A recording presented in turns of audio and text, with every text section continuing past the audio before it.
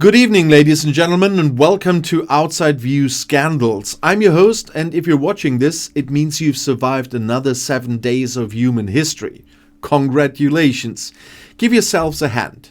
You didn't get extradited, you didn't get your bank accounts frozen, and as far as I know, none of you are currently hiding in a Panamanian shipping container. And we have a massive show tonight.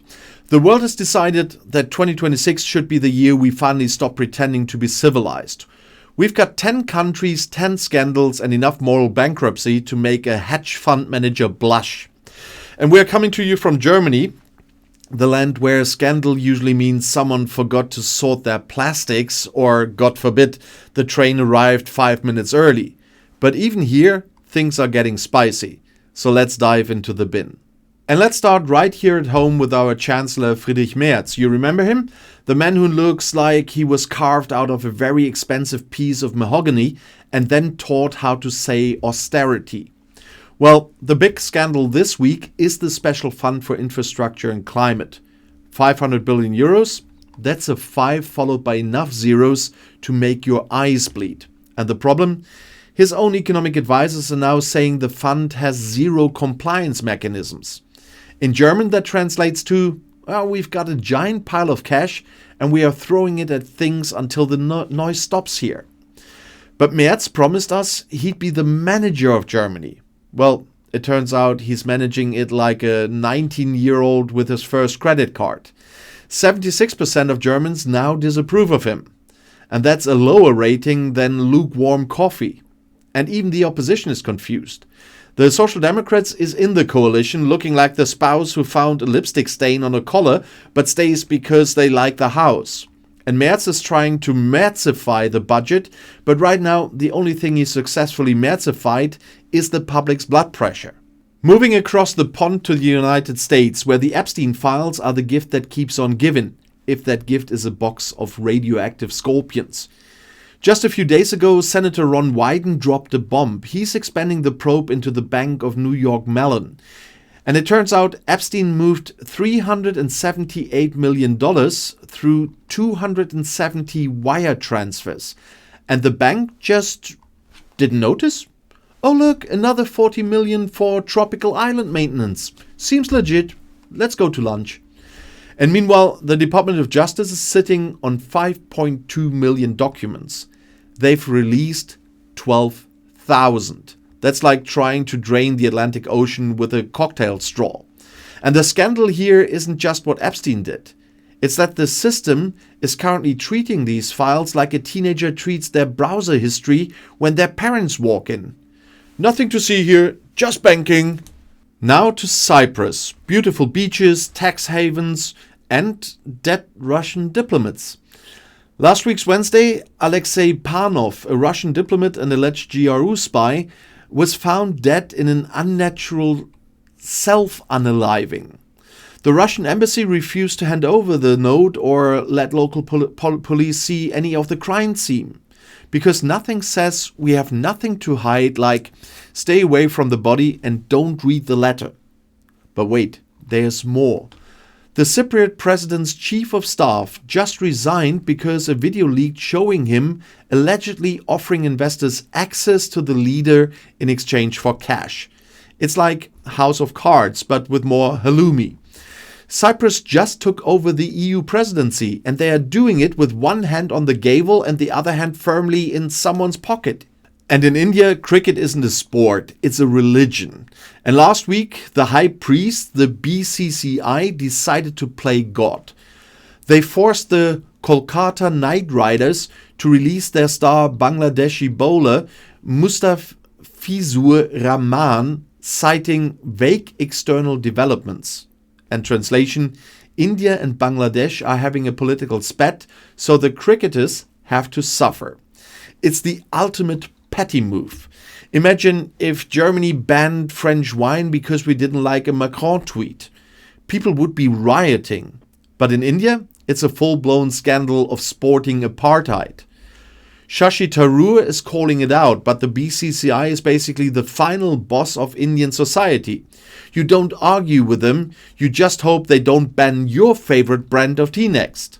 And let's talk about China. Usually when China has a scandal, the person involved just disappears into a re-education spa.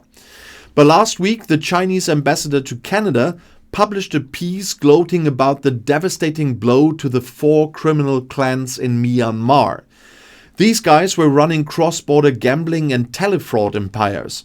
And we're talking about billions of dollars stolen through romance scams. Hi, I'm a lonely prince who needs 5,000 euros for a visa. And we've all seen the emails. Well, it turns out the prince was a 40-man syndicate in a bunker. And the scandal? Some of these clans were allegedly protected by local officials for years. And now that China is extraditing the ringleaders, a lot of people in the region are suddenly very, very nervous about what these guys might say under, let's call it, enthusiastic questioning. And I know, you can't have a scandal show without the orange one. And last week, the Norwegian Nobel Committee had to issue a final decision because, I kid you not, Donald Trump is acting like he owns a Nobel Peace Prize that was actually given to Venezuelan leader Maria Corina Machado from the opposition. She reportedly gave it to him as a gesture, and now the committee is screaming, "That's not how it works. It's not a Pokemon card."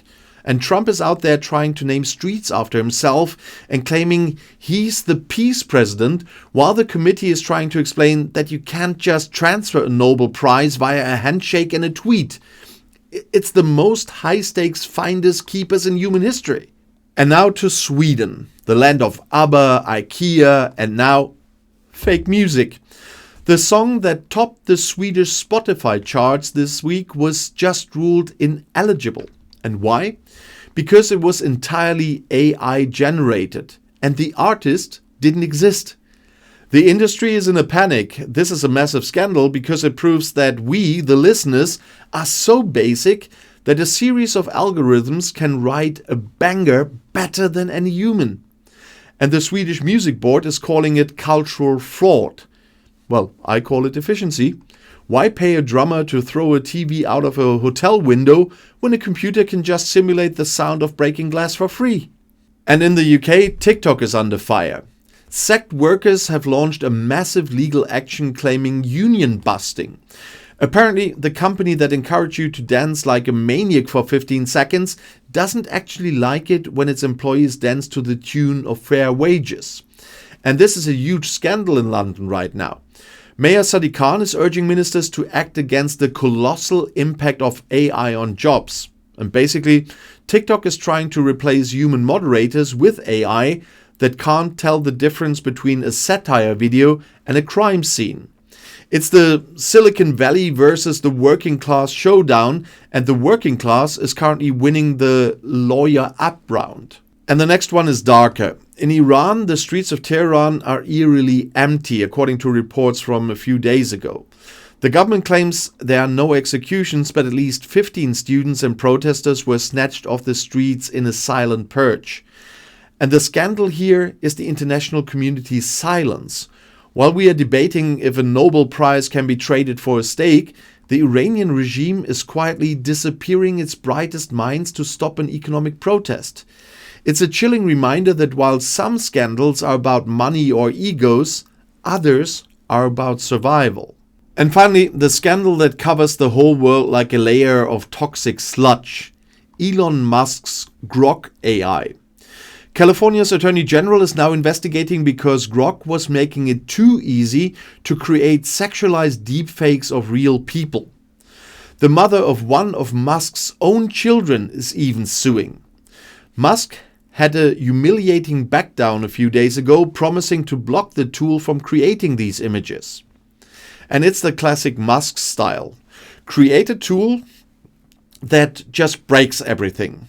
Claim it's about absolute free speech, and watch as the world uses it for something horrific. Then get sued by everyone, including your own family, and in the end say oops and fix it 6 months too late. Elon buddy, maybe spend less time on Mars and more time on how not to facilitate global harassment 101. And that's our show for tonight. 10 scandals, 1 week, and I'm pretty sure I've been banned from entering at least of 4 of those countries now. But hey, what's why we're here at Outside View Scandals? We see the mess so you don't have to step in it. And if you enjoyed this dive into the dumpster fire of human ambition, hit that like button, subscribe, and ring the bell.